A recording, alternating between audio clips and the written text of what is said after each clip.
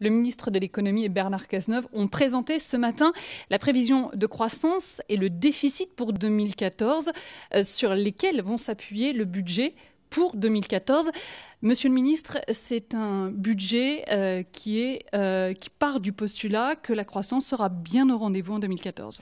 C'est un budget qui veut d'abord soutenir la croissance et qui veut créer de l'emploi. Alors c'est vrai que nos prévisions sont meilleures que les prévisions que donnait la Commission européenne, que donnait l'OCDE, que donnaient les instituts de conjoncture avant l'été. Tout ça parce que l'économie française a montré sa résistance, sa force, et parce que notre politique produit ses effets.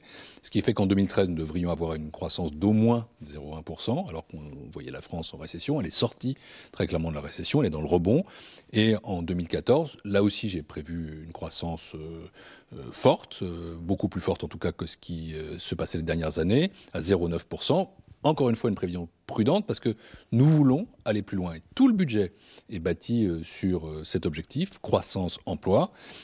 Croissance à travers le fait que l'effort budgétaire que nous continuons à faire est basé quasi entièrement à 80% sur des économies de dépenses publiques. Je crois que les Français veulent un État plus stratège, des organismes de sécurité sociale qui maîtrisent aussi leurs comptes.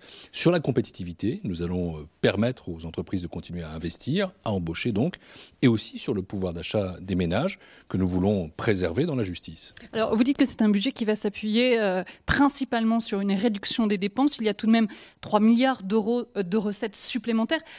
D'où viendront ces recettes supplémentaires ?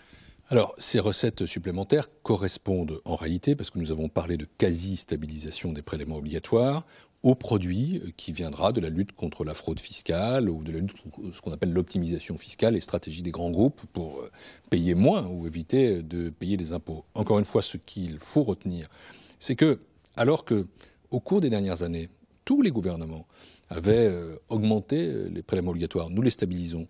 Ce qu'il faut retenir, c'est que nous allons faire un effort d'économie sans précédent, 15 milliards d'euros, c'est considérable, 9 milliards sur l'État, 6 milliards sur les organismes de sécurité sociale, et permettre pour la première fois au budget de l'État de diminuer de 1,5 milliard, je dis bien diminuer. Aujourd'hui, les Français reçoivent dans leur boîte aux lettres leur avis d'imposition ou bien par Internet. Est-ce que vous pouvez dire à ces Français que l'an prochain, lorsqu'ils recevront leur nouvel avis d'imposition, eh bien, ce sera un avis d'imposition qui n'aura pas le même impact que celui de cette année, puisque la plupart des Français voient leur imposition augmenter? Pas le même impact, je peux le dire, ne serait-ce que parce que nous avons décidé de mettre fin au gel du barème de l'impôt sur le revenu qui avait été décidé par la précédente majorité. Et donc, il n'y aura pas ces effets qu'on a pu voir cette année, ou surtout l'année précédente, où des gens qui avaient le même revenu entraient dans le barème de l'impôt sur le revenu. Et par ailleurs, ce que je souhaite, c'est que les Français, tout simplement, gagnent plus d'argent. Comment ça?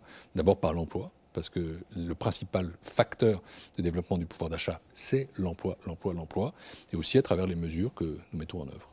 Merci beaucoup, Monsieur le Ministre. Le projet de loi de finances pour 2014 sera présenté au Haut Conseil des finances publiques vendredi prochain et il sera présenté au ministre le 25 septembre prochain. Merci beaucoup.